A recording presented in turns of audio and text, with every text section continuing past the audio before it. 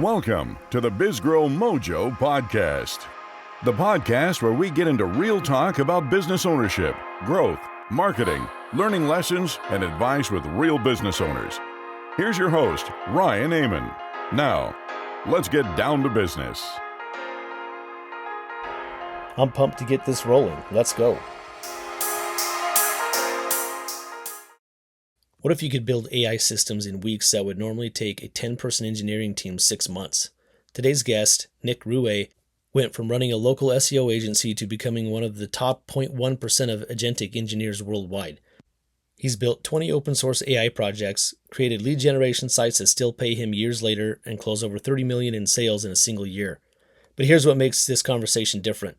Nick reveals the underground tactics for setting up lead gen sites that rank locally for various industries, why he believes failing every single day is the key to success, and the one mindset shift that transformed everything for him. If you're tired of hearing the same cookie-cutter business advice and want real, in-the-trenches strategies from someone who's done it all, this episode is for you. Let's dive in. Well, let's just hop into it then. I appreciate you taking the time to talk today, Nick. Excited to get into the weeds with you. Maybe we can get started by having you tell the audience a little bit about who you are and what your business does.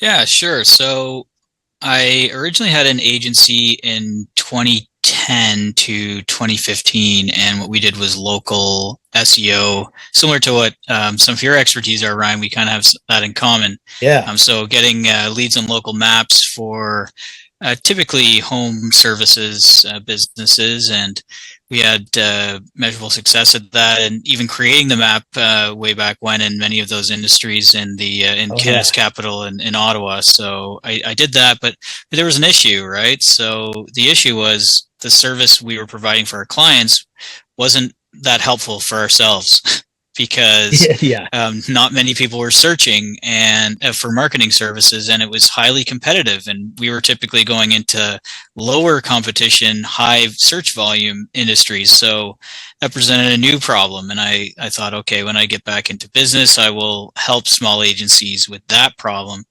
And that's what Global Business Advisors originally did, was helped small agencies that were good at SEO and pay-per-click, but their own sort of formula didn't work particularly well for them. So I created an outreach system using LinkedIn to help them find their clients. So that's what we did for a number of years, and we still do have some clients doing that now. But fast forward to 2025, in the age of AI, and over the last several years, I noticed, I'm going to be replaced. So either I'm going to get on board, or I'm going to sort of be left holding the bag. So I went headfirst into AI and got my expertise up. I met a mentor that I teach at the Robin School of Management, the MBA program. I co-teach a class with him and another gentleman that introduced me to him. And I was very, very fortunate to be sort of groomed by this guy. Fast forwarded my personal growth in AI, agentic engineering and development tremendously. It's pretty easy when you're getting the right answer to the questions you have all the time, and someone to really follow and coach you. And I'm a big advocate of, if I hear of coaches that don't have coaches, it's like, what do you mean? How could you be a coach without having a coach? And so lately I've been building, systems, full enterprise grade systems that would, even today, many engineering teams of 10 may build in 6 months something that I might have built inside of a few weeks. Which isn't to just say like, oh, I'm the man. It's just the reality of the situation. If you kind of know how to develop those systems, leveraging these swarms of agents and hives of memory and things, you can do you can create tremendous outcomes. And so that's, I did in the middle, work in financial sales. So that's where I really learned how to sell. I thought I knew how to sell. Of course, everybody thinks they know, but you get out and do a lot of it, and then you're like, I got a couple of things to learn. That's right. And so that kind of evolved from working on the sales floor to being a manager of sales teams and working in the finance office, and finally into the bank. helping those folks that I once was in the finance office, and eventually sitting in front of automotive dealers, asking them to lend with us. So that's where I really cut my teeth in sales, and had top year in sales of over $30 million. So it was at its peak quite an ordeal. 100 loans a month I was sort of responsible, 80, 100 loans a month I was to get, and successfully hit those. So that's a little bit of it. I know a little long-winded, but that's sort of the lay of the land. Yeah, no, that's good. Appreciate you filling us in on some background and stuff there. Very interesting. You've done a lot of interesting things, it sounds like. Can you tell us a little bit more about some of the things you're building with AI, and dive into that a little bit more? You really piqued my interest there. I mean, we started talking from LinkedIn, about some of the stuff that you're doing, helping business owners, agency owners there, and so this is all new to me, and I'm curious. you piqued my interest again, and yeah, I'm curious to know more about that. Well, one of the platforms I'm close to rolling out, it's not quite there yet, but it's called Ad Proof AI, and several years ago, I was excited because I had this pay-per-click. My pay-per-click business was developing, and I'm like, oh, I'm growing, like everything's going great, and sometimes life can throw you, and life and business in particular can throw you like real curveballs. And there was an upgrade to the iPhone 14 software, and even people that ran that same software on lower models were able to sort of opt out of being tracked, essentially, right? And my business heavily relied upon buying ads from buying data from these pools, and then we were running our ads against that data. Well, once that sort of was no longer available, it was like, oh, that whole business just sort of went up in flames and died off. It's all all part of the business up and downs and highs and lows of it. But what this platform is designed to do is sort of mitigate some of that, to actually help. I'm going to actually target Shopify owners specifically, just to at least have a very specific segment initially. And what it's going to do is just help them to improve their return on ad spend. So it's going to track events. And of course, the first reaction might be like, well, doesn't that happen already inside of like Meta or Google ads and stuff? It does, but it doesn't do it the justice of what really is happening. We'd like to see, right? Yeah. Attribution's always tricky.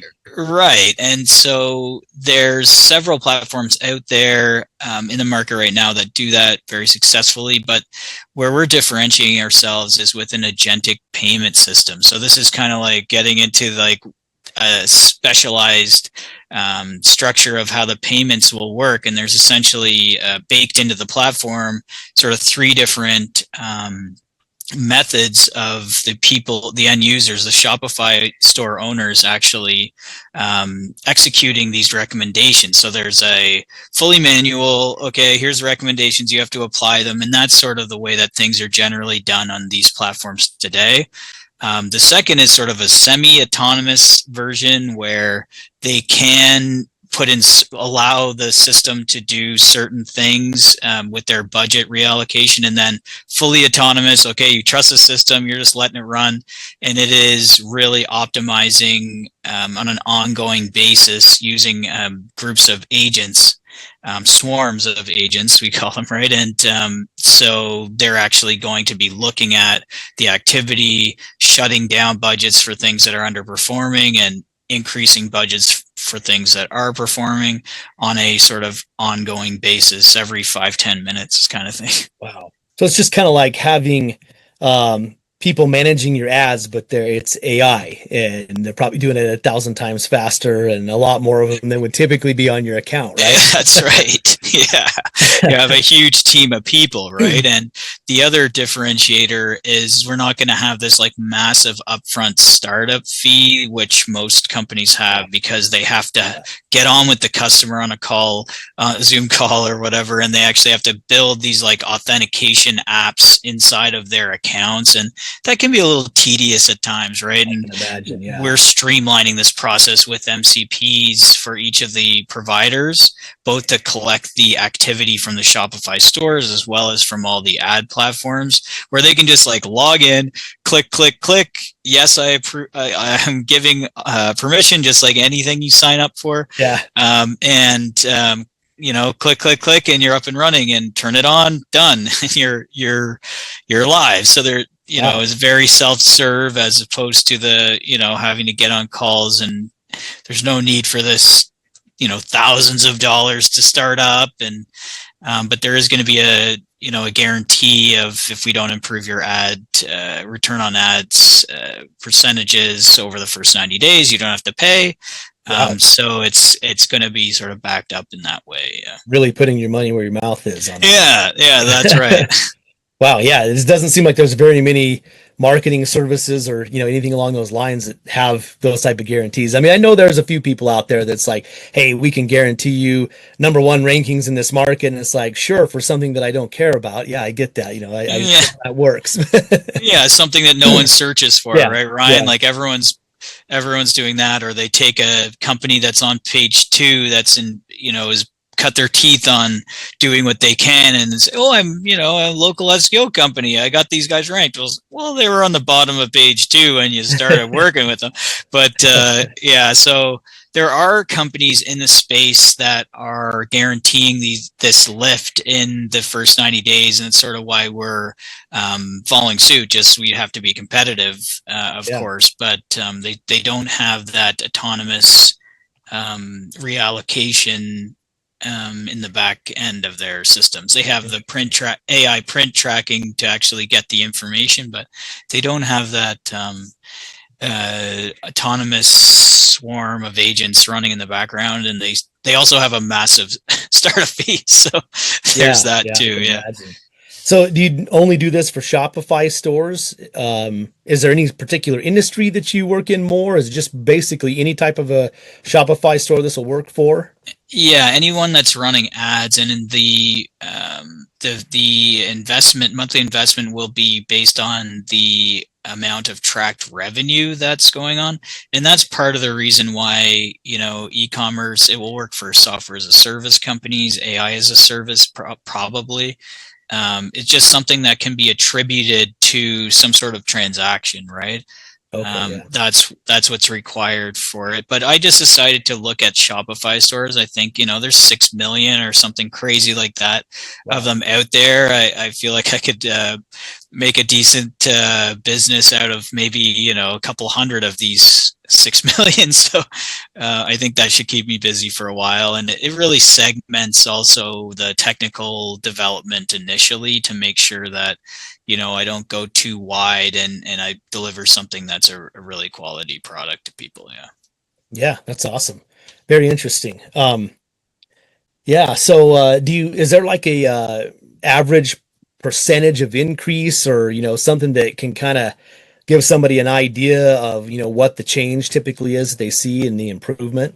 Well, we'll know soon, right? But because we're still developing the platform, but those things are coming down the pipeline now, and I think we'll have a better understanding of that and be able to say, on average, this is what the clients were able to get out of it, and there'll be some brave and friendly initial Shopify owners that will test the platform without being charged for it, to letting them know, like, hey, this is the first 3-5 people that are running this thing, and guinea pig, and I'm gonna have to go out there and find some Shopify owners to do that.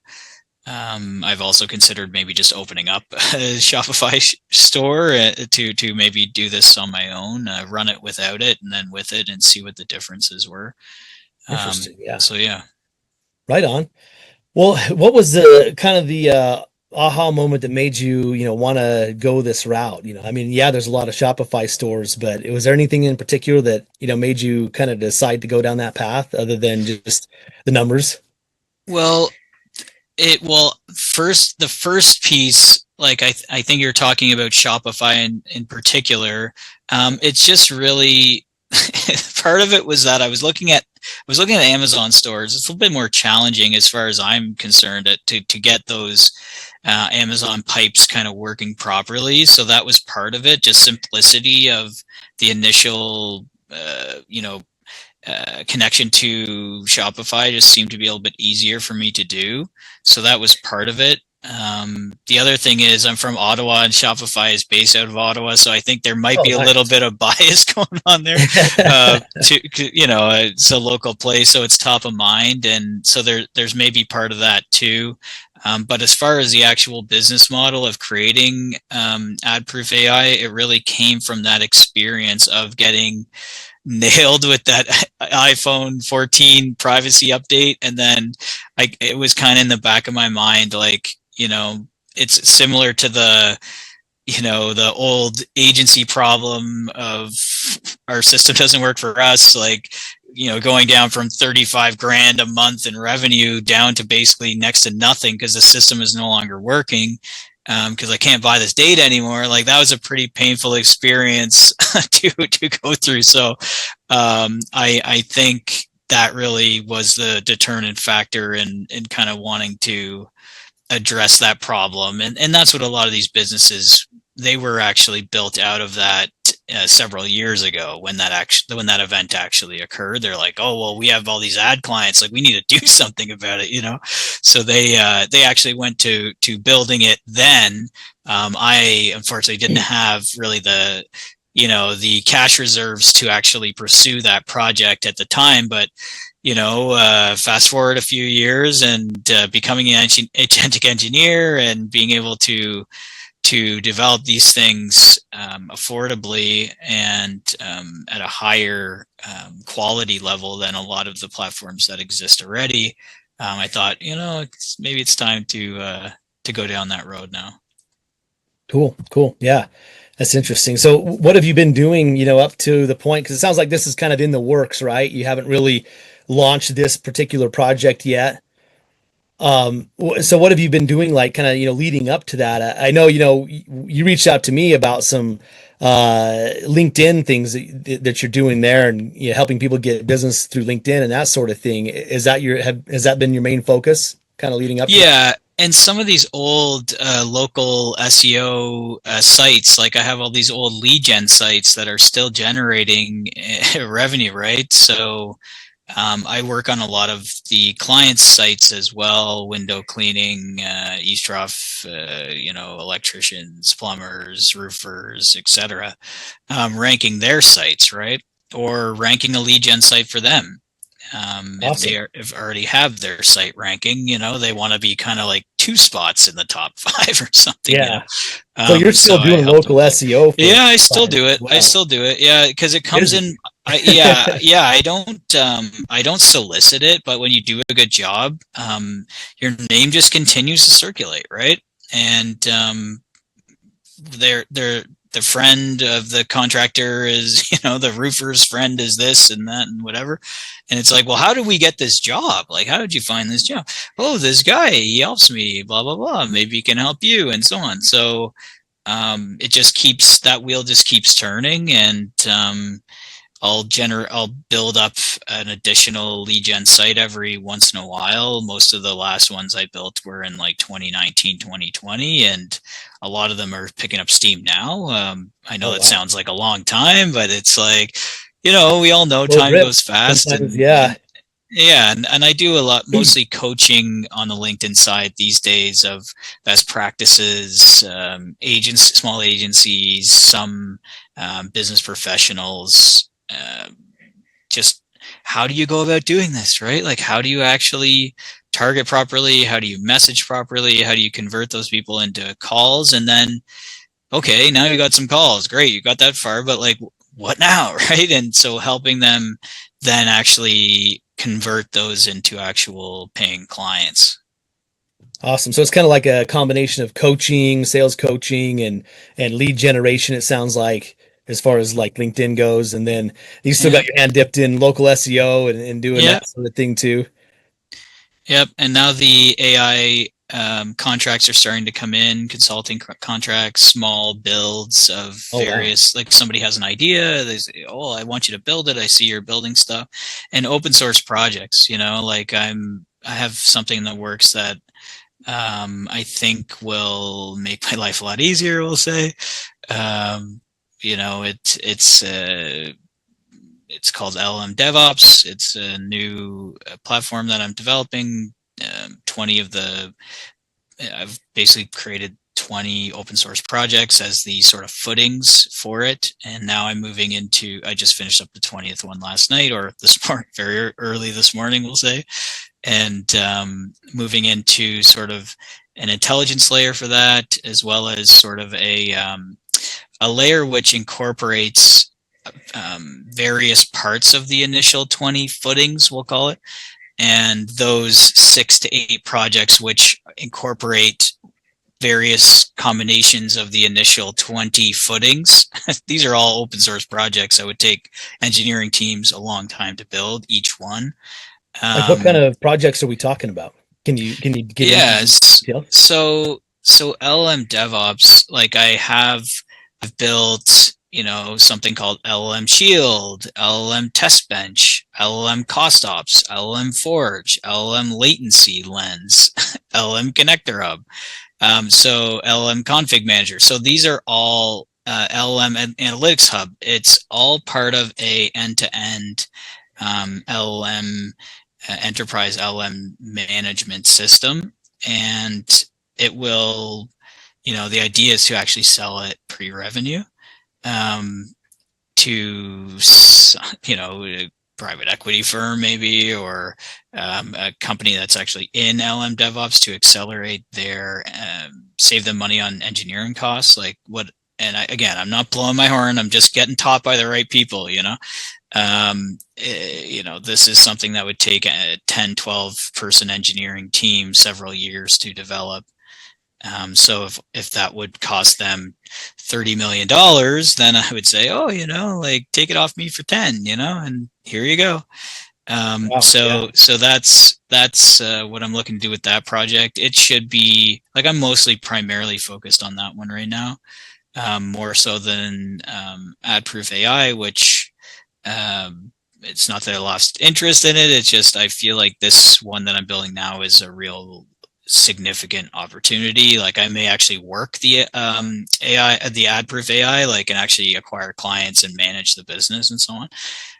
This one I think I'm just going to send off, but the full platform, the LM DevOps platform, will likely be ready by the first of the year.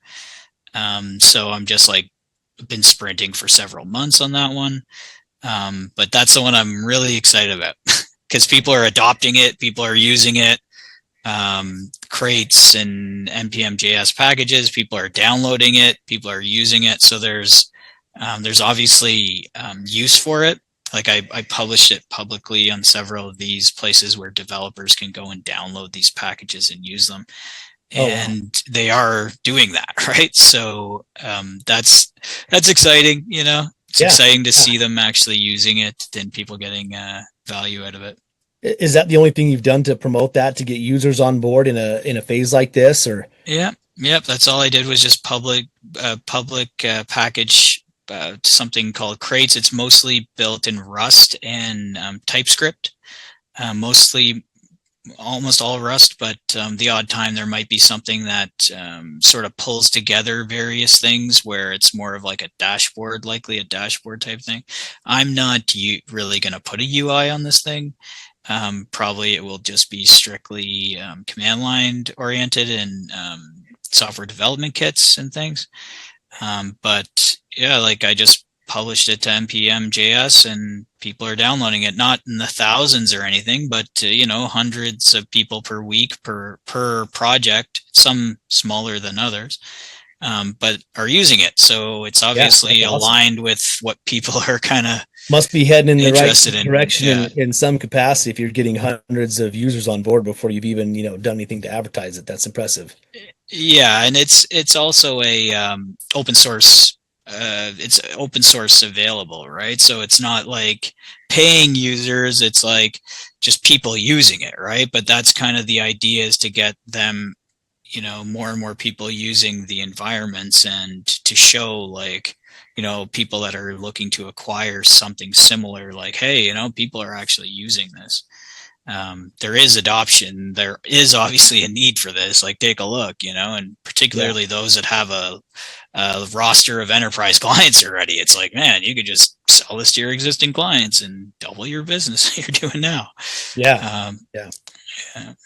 Interesting. Well, sounds like you've got a lot of irons in the fire. It's there's a lot of directions we could go here, but maybe we can talk a little bit more just about some of your agency work, where that's a little bit longer established. Kind of curious about, what some of the, things that you've done in the past that you've seen help grow that. I know you say you're not really actively, pushing it now, but, what were some of the channels that seemed to help in the past to help you gain new clients and that sort of thing? For the local SEO side of it, what I would typically do is, the sales system is fairly easy. It's the upfront work that is a little bit harder. So it's like, you can go two routes with that. You can have a kind of like a challenging sales situation, or with basically no upfront work outside of that, or you can do the work up front and your sales become basically so simple, right? I would build like a pseudo business, like something that's part of my imagination, and I would create it, and then the leads are actually coming in. So you're just selling the outcome. So you call up a couple of people and you say, listen, I've got a lead for you, but this is how it works. This is how the system works. You can try it. I'll give you one lead, but then if I give you one lead and you see that it's real and you want to continue, you need to pay $500, and then I'll deduct the lead cost from that we agree to. And when you run out, I will recharge and recharge and recharge and keep doing that. And I send them reports, of course, of what they're getting, but that's the way it works. And it's very, very simple. It's like, if you get a lead and then you don't pay, like, you don't go forward, then you're out. I just go on to the next guy. Phone rings again, or form submission comes in. Okay, I call up the next guy that was interested, and I'm like, hey buddy, I do the same thing. And then within, usually it's two guys, like the first guy burns you, the second guy's good, or whatever. It's just kind of the way it works, right? But it's really simple for me to get clients on that model. But what's hard for people to do that is because they don't actually know what they're doing, right? So they wouldn't be able to actually get the call to sell to someone because they don't have the expertise to actually make that happen. Whereas and again, I'm not blowing my horn. It's just, that's the way that I do it. Your money where your mouth is. Yeah, exactly, man. So you're kind of building like lead generation system to get clients on board too. So then you would start doing like SEO for them once you've sold them, maybe in addition, or not. Maybe not. It can be in a combination of both, where we're ranking their site as well as our site, or what have you. That it turns into that, and more oftentimes a referral channel, and then from the referral channel of the guy that you sold leads to, that typically will turn into an on-client site contract, because you're no longer calling a stranger. They're like, hey, you got Bob all these leads. Like, how are you getting these leads, man? Like, I need these leads. Like, he's getting deals from it. And it's like, okay, well, I don't, like, let's just say it's plumbing in, Toronto or something. Like, I don't have a plumbing site in Toronto. I just tell the guy, like, listen, man, I don't have a plumbing site in Toronto, but you're a plumber in Toronto. I can help you get ranked on your site. And the guy, will say, well, I just want the leads. I was like, well, you might have to wait 2 years. How's that sound? And I don't want to do that. Well, okay, well, your site's already ranking on page 5. Let me help you get it to rank on page 1, and we can do this in a shorter amount of time, And that's where almost all of my on client site stuff has came through referral from someone from my lead gen sites. So that's how that kind of spins. But if you call enough and you get your pitch down, you can like you can get deals done, but typically what helps a lot in that space is like, okay, you search for some sort of service, right? And then if you see like an ad that's like running and it's not related to the search, that's probably a good person to maybe call to try and prospect, Oh yeah, So there's that, and just like people that you can see are trying but not getting the result, maybe. And like, how do you see that, or whatever? But I mean, finding someone that's got some reviews but not hundreds, like you start to figure it out, like, because just calling everyone is not necessarily the best way to do it. But maybe they're advertising in Canada we have Kijiji, in the United States you have Craigslist, like maybe they're advertising there, they're making posts there, just they've shown some sort of initiative that showing they want more business. That's a good indication. Maybe they have a paid Yellow Pages profile, and then you're basically just going in and sort of, respectfully bashing Yellow Pages kind of thing, and highlighting all the kind of shady things they do. Yeah. So you might go that way, right? So Rogers Outrank, back in the day, we have Rogers Communication is big in Canada. Like they, it was easy to spot their work, right? And so that would be an easy one for us to call and say, I know you're paying $3,000 a month with Rogers Outrank, and you see my site, it's at the top. Look, it's right there. Yeah. And it's like, do you want to pay $1,000 a month, and I'll do a better job than they're doing now, this kind of thing. So there's those opportunities as well. But just calling, right? Calling and not asking for the owner. For heaven's sakes, don't ask for the owner. Like you have to be clever. And I'm not going to give away all my tricks today, but it's you have to just get past the gatekeeper and do it in such a way which, it's a cat and mouse with those gatekeepers, admin people and things, right? And well, it's like, this is the one thing I would get people to think about, like, what's the balance between, because they're going to get in trouble if they send through someone they shouldn't, right? Yeah. That's one thing. But they're also going to get in trouble if they don't send someone through that they should have. Yeah. Right. So you have to be the person that they think to themselves, well, I don't want to get in trouble, but I don't want to get in trouble. Like twice they think about that, right? And then they decide, well, this is a little above my pay grade and I should send them through for this reason. And that's what people don't really think about. They just think about themselves and they think, well, I want to talk to the owner. I want to make money. Me, when all they have to do is just take for a moment and think about other people. And then they will easily start to think and develop a strategy to become one of the things that like, put yourself in that administrator's shoes for a moment and think like, what I'm saying to that administrator or office manager or whatever, is what I'm saying in line with the way that he or she is thinking about the current situation?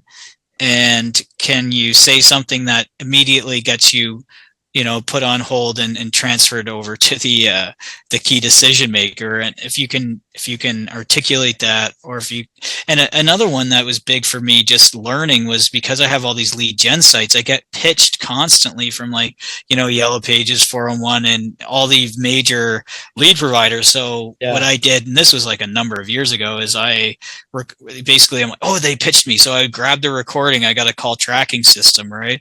And I grabbed the recording and then I put it together and listened to them all. And like, okay, so what was good about all these and what was bad and how'd they approach it? And, Rogers Outrank was fairly close to the pitch that we were taught way back when by a mentor out of West Palm Beach, Florida, who is really, really good at ranking sites. And I still run his blueprint today and it still works. I just have to work a little harder at it, But other than that, so I don't know if that was too long-winded, but no, that's good. Kind of reverse engineering some of the other marketing companies' pitches and yeah. taking what's good out of them. That's awesome.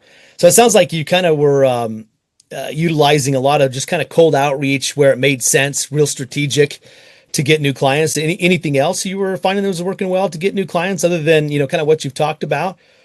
Well, the simple one is just calling someone that's spending on ads, right? Because they're obviously interested, and of course, money, like if they're spending money, they want business, and that's not such a bad place to be. And I think, not necessarily the number one bidder kind of thing. Like, look, maybe in the weeds a little bit more, like, maybe the person that is spending on ads but isn't really getting much traction out of it. And for me, it was easy to sell ads to the people selling to buying ads. Like if they're not getting the conversions they want, or they may be willing to try another campaign with you, even with the other one running, kind of thing. But in terms of organic SEO and local services and things, that works well as too. Like I know you're looking to get business. Like I noticed you look at their site that they're sending the landing page, the ad to. Like, oh well, you're just sending your ad to the homepage, bro. Like you're not doing yourself any favors. Like I know this isn't working. It's working. It's like, no, I know it's not working because I know you're not doing it right. And things like that. And then just running a rank report on anyone that's sort of serious. And most rank report services you can kind of run as, if you get to that level of not unlimited, but fairly close to unlimited, you reserve certain number of runs for your existing clients, of course. But, if you have 10, 20 clients and you have 100 runs a month, well, there's 80 runs you can use to try and generate clients, right? Yeah. And that's simple as, a Bright Local account is Bright Local is what I use. Used to be Raven Tools way back when that I used. I remember that. Yeah. You're OG, so some of the stuff that I talk about that other people will be like, what the hell are you talking about? But sending those rank reports, it can be very valuable. And then you just say, like, listen, man, like take a look at this rank report. It's not me, it's the facts, like this is where you rank and I can help you get leveled up. Yeah, no, that makes sense. Yeah, some good methodologies there, it sounds like. Was there anything that, as you were kind of growing your agency that you ever, was like, oh, that was a mistake, or you wasted money on a certain channel or anything like that was a good learning curve for you? I mean, there was a lot of that. Like I really suffer from, shiny object syndrome, so I went in, maybe not so much a channel, but just the whole, I'm approach to wanting to try different things. And I think to some extent you need to do that to find things that work for you. Sure. But certainly not the rate in which I did it, but there was a lot of these like affiliate coaching programs and cold email outreach programs that, I just wasted a lot of money on early in and I'm not going to name these people, but if you message me privately, I will name them privately, but it's just that we're highly successful, but were successful because their initial one person got results, and then they built up that person into this sort of facade of making shitloads of money, and then marketed the crap out of those 2 or 3 stories, and the rest of everyone is sort of not getting that outcome, but they're charging a lot for those. And it's just, there's some of the most successful marketers out there are like the most shadiest people you'll like ever meet, Yeah, there definitely are those.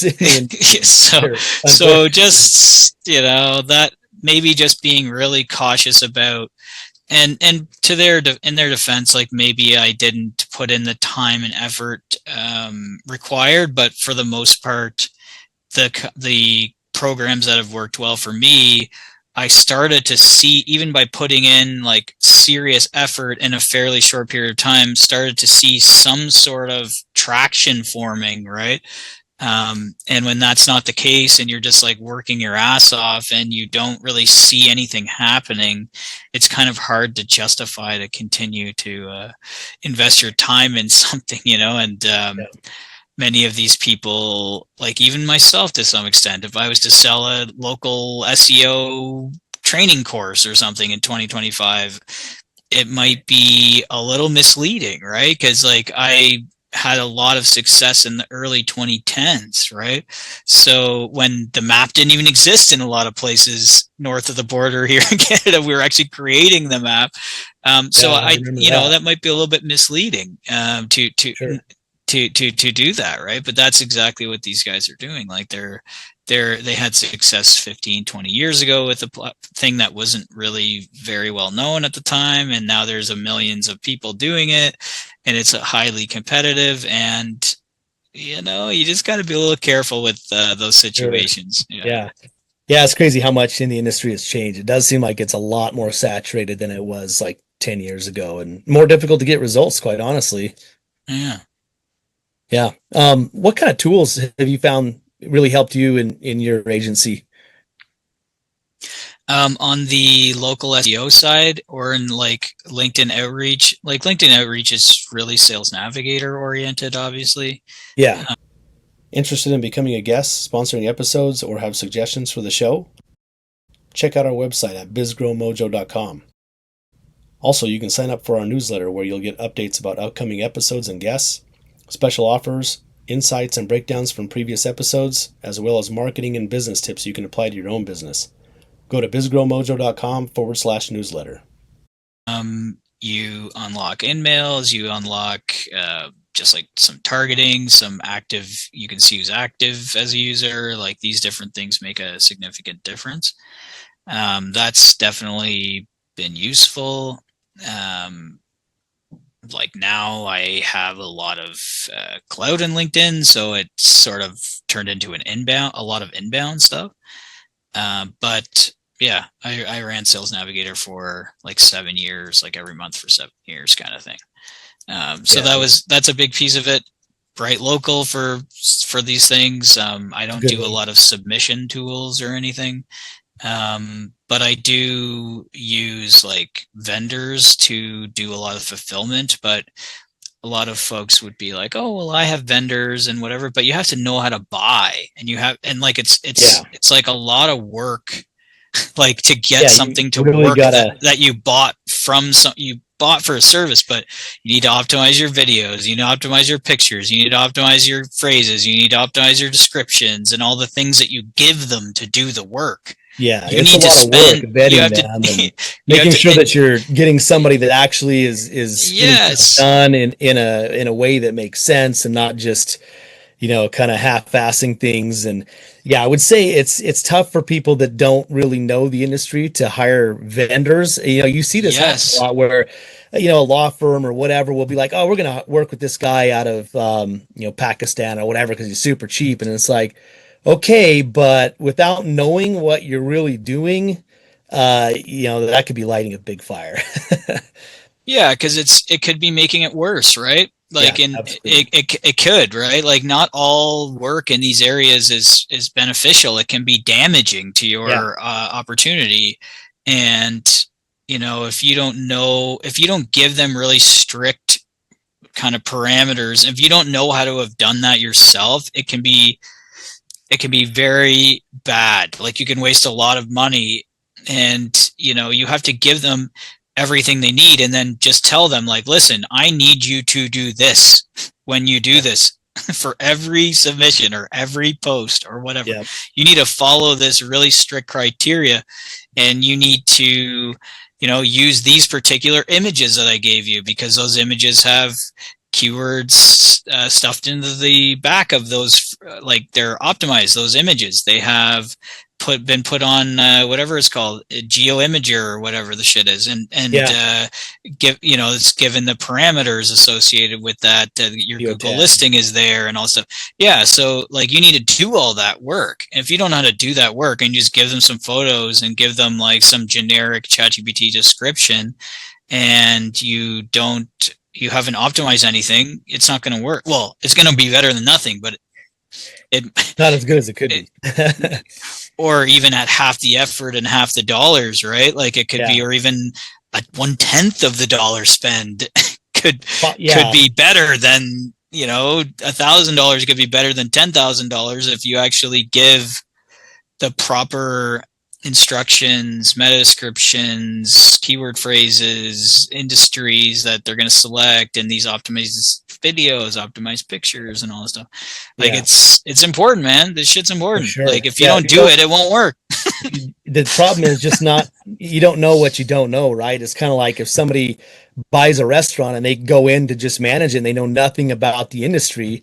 If they don't have somebody that does in there, things are going to fall apart, and that's kind of I think a good analogy for some of these businesses. Like, well, we're going to hire a contractor to do this stuff. And it's like, if you don't know what you're doing, you need to have somebody that does to manage that contractor, or else you're just, it's the blind leading the blind a lot of times. And some of the contractors might know a thing or two about whatever it is they're doing, but there's typically a reason why they're working for cheap, because they usually specialize in something and they're just kind of, fulfilling. They're just doing what they're told. And if they're misguided, like you said, it can be pretty damaging. Yeah. And even like when you do have a client for a while and then they see what you're doing and then they're like, well, we know what we're doing now. And then they start posting random shit, and it's going to get flagged, basically, like a high volume. And then that's what happens sometimes. You get discontinued, and then they come back and say, oh, well, our rankings dropped. And I'm like, okay, yeah, you made like 100 posts. Sorry, I should have said 100 posts. You might have to beep that out. But 100 posts in a week, and they're not optimized properly, or you've over optimized them. And then they're wondering, well, why is it? And you've direct backlink to your website a bunch of times. Like you're an idiot. Like you're screwing it up. Like I had it all set up perfectly. You're already ranking. You're already in the top 5 on the maps and all these phrases. All you had to do is leave it alone. I keep doing what I was doing. Yeah. Yeah. Just don't touch it anymore. Give me a call if it sinks and I'll fix it up for you, Yeah. But and then sometimes these things are very hard to undo, right? Because once the damage is done, you're flagged. You've raised a red flag when I had a bunch of green flags and checkered flags, and then you raised a bunch of red flags, and now they can't unsee that. Yeah. It's kind of like, I'm sure you remember the days of manual penalties. We had clients come to us. And, hey, I don't know what happened here. Like, we got this manual penalty, or sometimes they got a penalty, but there was no notification, and it was like a manual penalty. And it could be a little tricky getting people out of those, once that had happened. Then a lot of building back up, even once they did get out of them too, because it's like, it just knocks them so far back. And Google's not handing out a lot of manual penalties these days, but I'm sure there's plenty of algorithmic trips that happen that are like, we won't tell you, but basically you're penalized. Yeah. And you can see from that, the old rank report, right? Like all of a sudden everything drops. Yeah. But anyways, I don't know if we went off into the weeds of outsourcing and the way of doing it. But that's okay. That's all right. Yeah. I was looking forward to getting in the weeds a little bit with you. Speaking of which, maybe you could tell us a little bit more just about some of your lead gen sites. I find that really fascinating. That was something that, I just always found that interesting, how people were doing that in different markets. It sounds like you were mostly in home services industries. Have you ever, I know there's some industries I think it'd be really difficult to do that in, like, for instance, maybe law or medical, just because you can't really run that business without the credentials and that sort of thing. So it's kind of hard to set up a lead gen site to do that. But just curious if you've done in other industries, and what industries you've had the most success in, and maybe mostly home services. I've done a little bit for like accountants and bookkeepers with their consent. Like it wouldn't be a site that's for everyone kind of thing. It'd be a site that they own that I created as a lead gen site for them. But it is generally service oriented. plastic surgeons I've done a bit for back in the day, which was kind of a funny one. But it generally is, it's just home services, pools, lawn care, roofing, cleaning is a little bit competitive, but I've done cleaning as well.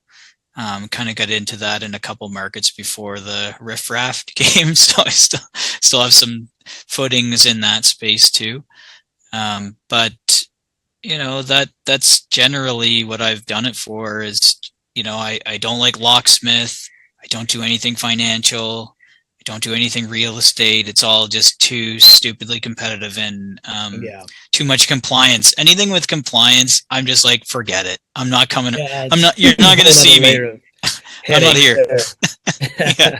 Like accounting and bookkeeping, there's some compliance issues and stuff, but I generally do those for the client. Even if it was started from scratch, I still will do it, and they will actually own the asset, not me.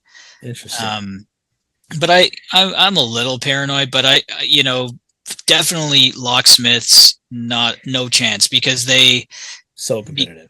Well, it's really competitive, but there's a lot of extra rules around that, right? Because it's like super hyper urgent and stuff. So it's just been one of those ones they've added all this extra law around doing this type of thing. So I'm just like, you know what? As soon as this started coming up in the news, I'm like, forget it. No more locksmith. Sold my locksmith shit to the locksmith guys. But there's that. One of them that was a bit obscure. It's a little bit less per lead, but higher volume is dent repair. That's a good one that I really like because no one really thinks about it. And then it's like, well, lots of people got dents, lots of people searching for dents, not a lot of people playing in dents. there you go. So that's all it is, right? Like, what has like at least 1,000 searches per month over, say, 6 local keyword phrases that no one's in or very few people are in? That's kind of the thing. And it's like a chicken and egg. Like, what are you talking about? Like, if there's a lot of volume something, then everyone's going to be in it. But I can assure you there are some industries out there that have high volume and not a lot of competition. And those are the ones you want to find and settle yourself in. Yeah. Interesting. Well, I don't know how far you're willing to get in the weeds of this, but are you willing to talk a little bit about any of your methods or tactics setting up lead gen sites, kind of how you get that started?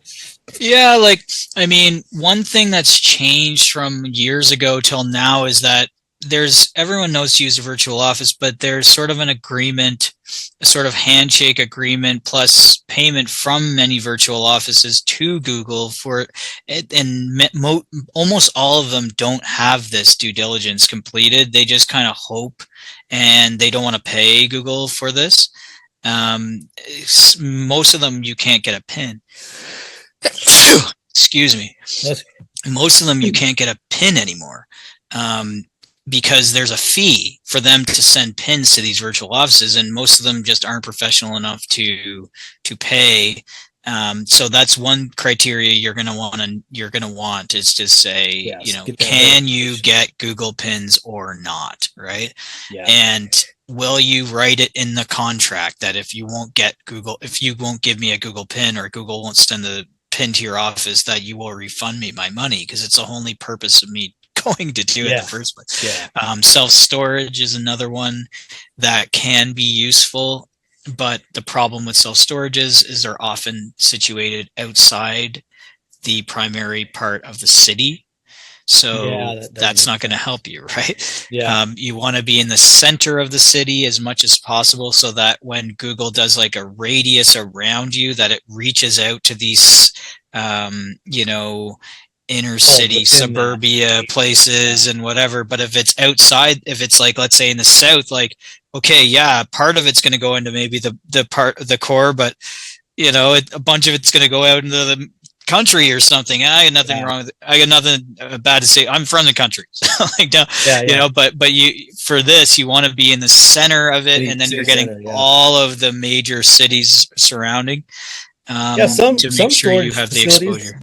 do seem like they, or oddly are in pretty, Yeah. city areas. And If you find one like that, then you should use it, and try to get a pin that way, and just buy the least expensive locker they have. If they have a mailbox, great. But one caveat, I'm not saying go get a mailbox. I'm saying use the cheapest thing the storage place has, and they will sign you up, and they will allow you to send mail there, and make it very clear to the person, listen, everything's going to get thrown out except the one Google envelope one time. Everything else you just wrote. They're like, okay, this sounds like a good deal to me. 25, $30 a month to do basically nothing.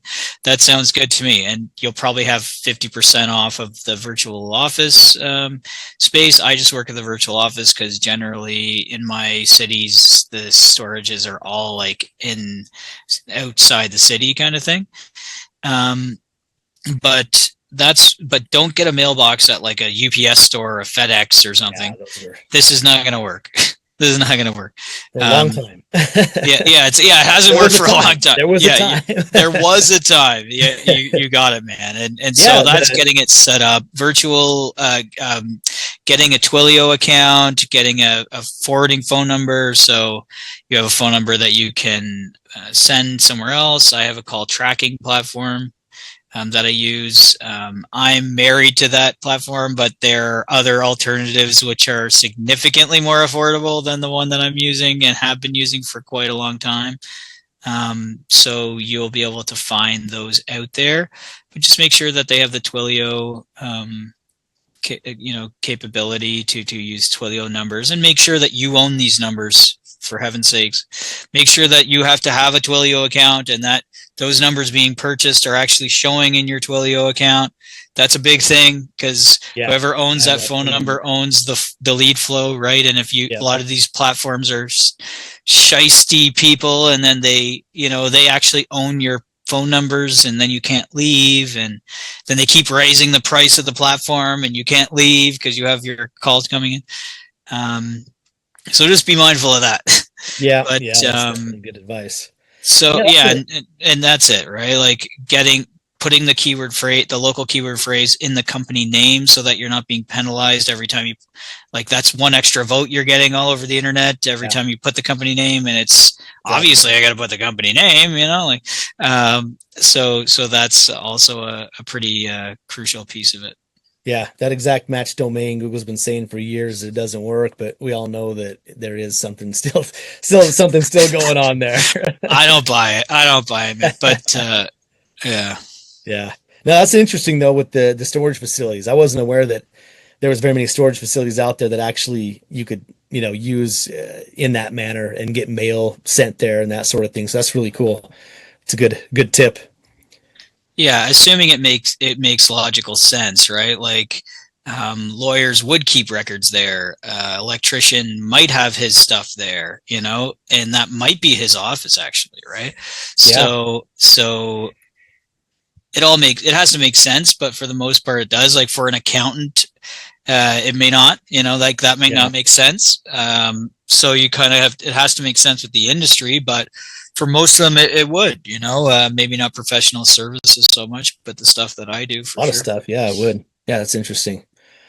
Yeah, very cool. I appreciate the tips there for the audience and myself. Like the storage unit thing, I hadn't thought of that before. That's a good one. We would recommend people, go to somebody's office and kind of make a suite there. A lot of times that seems to work pretty well, but a little different for doing a lead gen site. But it could be something that would work. But yeah, no, it's interesting. Well, it came to me because that was my first job out of university. It's where I learned how to run a business properly, was at a storage facility, quite a large storage facility. So, that's, I didn't like the job at the time, but, like a lot of things in life, something you didn't like when you were doing it really pays off in the long run. I see these businesses that are complete mess, from an admin standpoint. And I always think, like, if I wasn't in storage and hate my life for a couple of years there, I wouldn't have these critical business management skills that I'd still be without them, and my billing would be a mess, and I'd be underwater, and just having that basic foundation was was a huge help and well Some worth of it. the Yeah. things that just help you build up your business ownership skills that, will last for a long time. Speaking of Yeah. which, how would you say, being a business owner has affected your life, and, what impact has it had on it? Well, I certainly done a lot of self growth that I would never have done, right? And you just kind of go through the motions, and you're kind of fight or flight a lot, and you're running to work, and you're running here, and you're running there, and it's really taught me that it's not the things outside that affect their success, right? It's you. It's like, how much better can you become? Like, if you can become better, things will be better. That's just how it works. And that sort of soul searching and self improvement and personal growth at a level that you just can't do that working every single day. Like, Yeah. well, I don't have time for personal growth. Like, I got to hit my target, or I got to do this, or I got to do that, or my boss needs this, or my colleague needs that, or whatever. But, particularly over the last several years, just like realizing, okay, if I can be more than I can have more than I have, because I can be more than I am, kind of thing. And, Yeah. and that sort of super focus on self-improvement, it's amazing. And just getting out of that fight or flight kind of mentality. And it's very hard, right? Like, our whole life, we're wired to live in that zone, and to sort of step back and never really, like, very, very seldom fall into that kind of mode. It really is satisfying and fulfilling, like, well beyond any sort of cash, like, or ups and downs. Like, what has it been like, I mean, making basically next to nothing for however long, for years and years. Like, I left a 6-figure, almost multiple 6-figure job to make 12 grand, to make 24 grand the next year, to make 24 grand again, to make 30 grand. It's like, oh, I haven't made 30 grand since I was like 20 years old or something, Yeah. So those things are challenging. And, to get out of that comparison trap, like, oh, if I stayed working my previous job, I might have been miserable, but I would have made like 800 grand by now, kind of thing. And, so really just realizing that there's more to life than like doing what you really love doing and improving yourself. And that's worth more than maybe a house or a family, even if that's what you desire. You'll get those things, like, you'll still get those things, right? But maybe you might have to wait a little bit of time. But in the meantime, you've really done something you love doing, and you look forward to it. Like, I love what I do, like, it's the best thing, and people say, why do you work so much? I'm like, well, it's kind of like a hobby, Yeah. like, I kind of love it, and I spend my free time doing it, and there's parts of the business I don't love doing, like, but at the same time, for the most part, I'm enjoying it. Like, feels like a vacation every day, even though I'm busting my ass 12, 15 hours. I still really like what I do. And so I hope that sort of doesn't circle the wagon too much.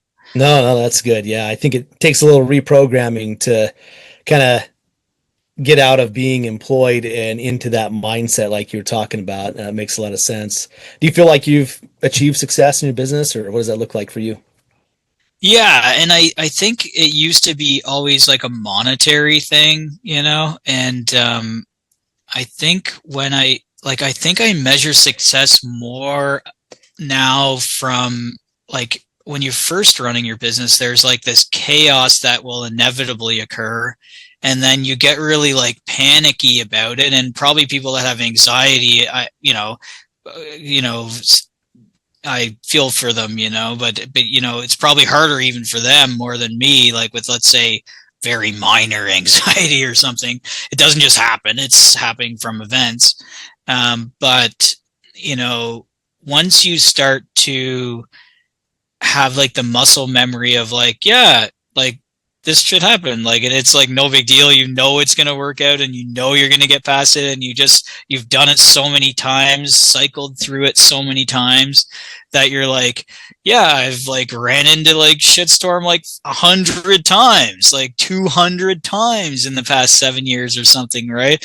Then you're just like, now if that doesn't bother you, and you just recognize that that is just part of the thing, and you just have that confidence, you know you're just going to get through it every time, and it's just like, yeah, I've been in way worse spot than this. Like, geez, this is nothing to worry about.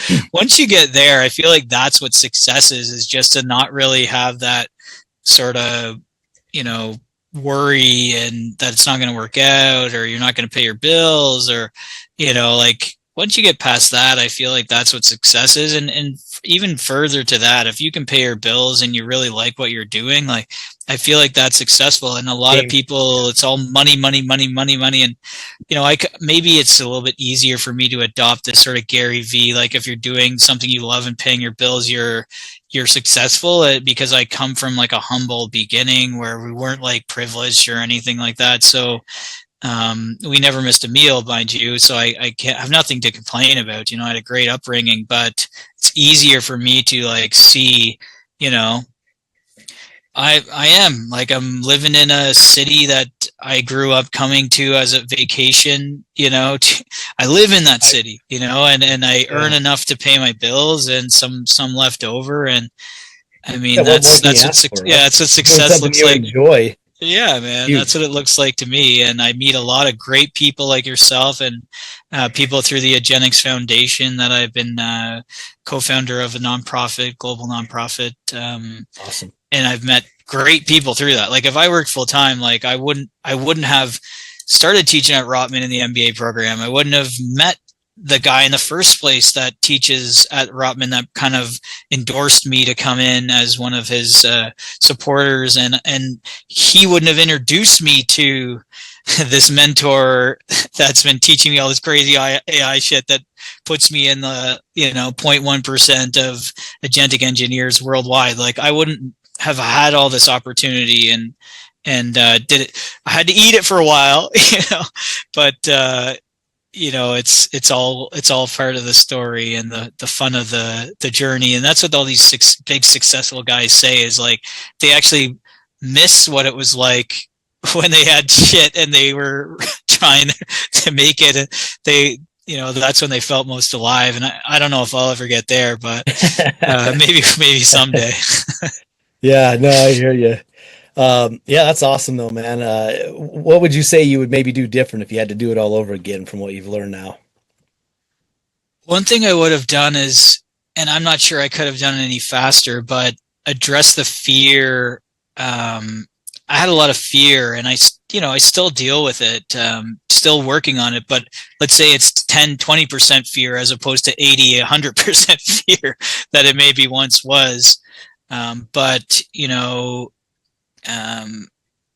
having some confidence in myself, and maybe this goes back to that self growth piece, right? And I had the funds to maybe blow this thing up right away, and I just sort of didn't have the belief, and Tony Robbins talks a lot about belief. Like, your belief, addressing your belief patterns is incredibly powerful, and that's something I had a lot of limiting beliefs early on, and it caused me to really backpedal in terms of potential growth really early in the process. And if I had gotten that belief straight, where I believed I could really do great things, or whatever the case may be, I would have probably have achieved those things significantly faster with a lot less financial constraints, and I just didn't believe. It's not that I didn't believe I could sell, or I didn't believe I could do this or that, but I had a lot of self doubt, which caused me to I believed I could do it, but I also believed I was shit, or I couldn't do it, or whatever, So those things kind of just washed out, and I just Conflicting didn't get anywhere. concepts. Right? Yeah, Didn't get yeah, anywhere. And so that's one thing. If anything else, like get your beliefs straight and flush out that self-doubt. And it's easier said than done, like it took me, yeah, for I don't sure. know, four years to start to get really good at it. And it's like other people, just took them no time, and a lot of that. And I'm not going, this is not by any means bashing my folks or anything, but it comes a lot from how you were brought up and the mentalities associated with that. If you grew up in a successful business house, and well, your parents are teaching you that shit your whole life, like you're wired that way. You didn't really, like, I'm wired to struggle and hustle, Yeah, and yeah. So I being think like there's kind of a acknowledging that, generation. Yeah, I think there's kind of a generational thing, probably, around our parents' age. That, yeah, sure, there was definitely some people that were more thinking in a line of abundance, but I think it was just kind of a more of a common thing for people to be like, yeah, don't waste money and do this, save money, and just trying to think in not necessarily that abundance mindset that.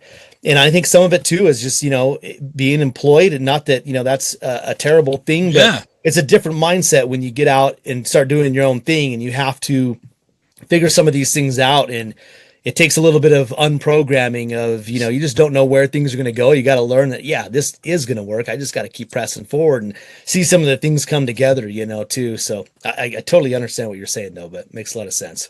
Yeah, and the deeper it runs too, right, Ryan? Like the deeper it runs, the harder you're going to have to work at it, or the more time it's going to take for you to undo it. Had I been a little more focused on, if I'm better, my situation will be better.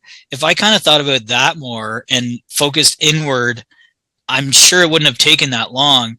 But, we blame external, situations and circumstances for the outcomes that we are, in fact, responsible for.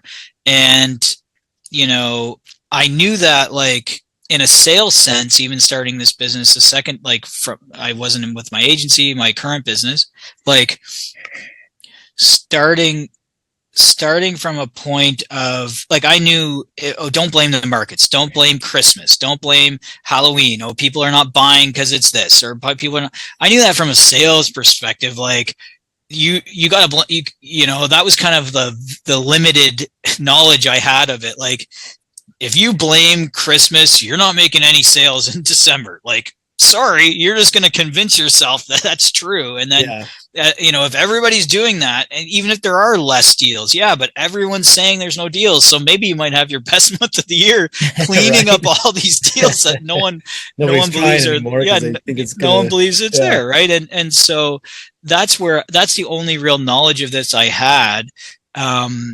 But that's just one last piece I wanted to mention. If I really understood that it was me that needed to get better, because as soon as I started getting better and I started improving, I started being a better human being, more committed, more disciplined, more, realizing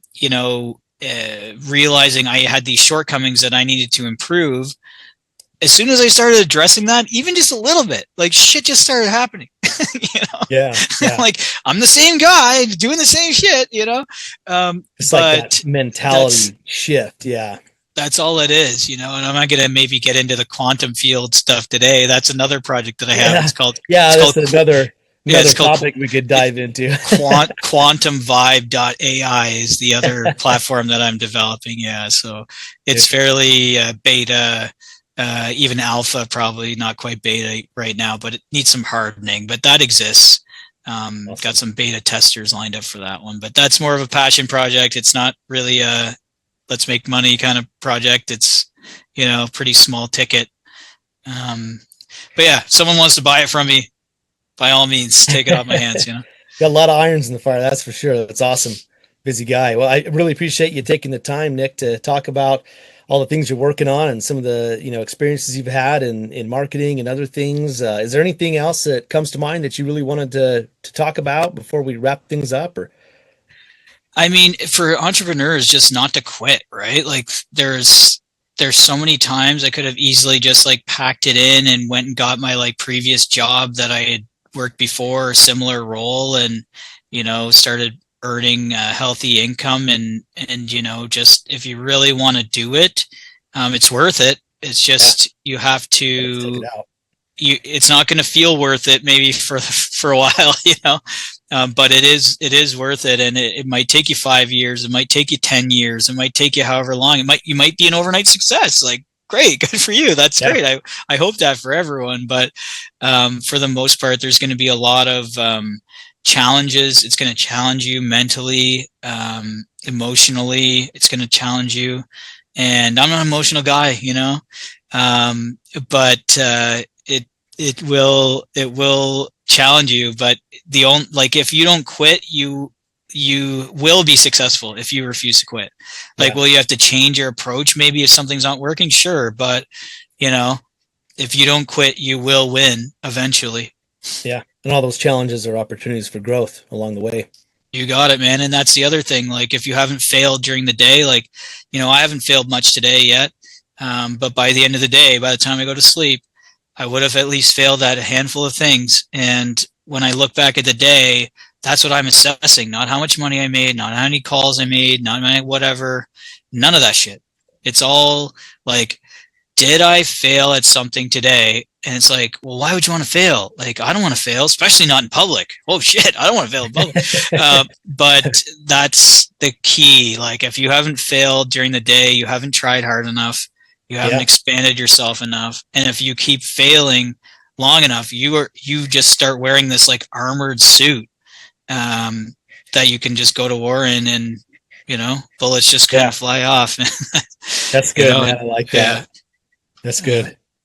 Right on. Well, I appreciate it, Nick. Where can somebody go to learn more about some of the stuff you're doing, or work with you on something? You can look me up on GitHub, Global Business Advisors, or you can also just find me on LinkedIn, Nick Ruest. That's Ruest. I know it's not the best name to pronounce, but that's the one I was given. So, you can look me up there. You'll see all the Agentic's Foundation stuff. We also have live events for the Agentic's Foundation worldwide, and several dozen cities around the world. And we've held live events on 3 continents. I think maybe even 4 continents now. So if you like AI and Agentics and stuff, reach out to me. And there's always room for people to volunteer. It's a volunteer-based organization, but you can also go and network with some like-minded people. And there's the odd VC that will attend these meetings as well, and then employers, recruitment people, they like to show up to these events to meet all the tech folks in the room. So if that sounds like something you'd be interested in, by all means, reach out to us. And we're always we have live events online on Thursdays and Fridays at 12 o'clock Eastern time, Toronto, New York. So, one of them is just show and tell. That's the Friday. And if you really want to get into the coding weeds and see some crazy shit, it's Thursday at 12. So that's pretty much all I have. Awesome. Well, I appreciate it, Nick. Thanks for your time so much. Been a really good, informative discussion. Got into the weeds, some really interesting stuff, and really appreciate it. Thanks again. Yeah, lots of fun. Thanks a lot, Ryan, for having me on. All right, thanks. Have a good one. Yep, you too. You've been listening to the BizGrowMojo podcast with Ryan Amon. Make sure you like, follow, and subscribe so you don't miss an episode. Thanks for listening. We'll see you next time on the BizGrowMojo podcast.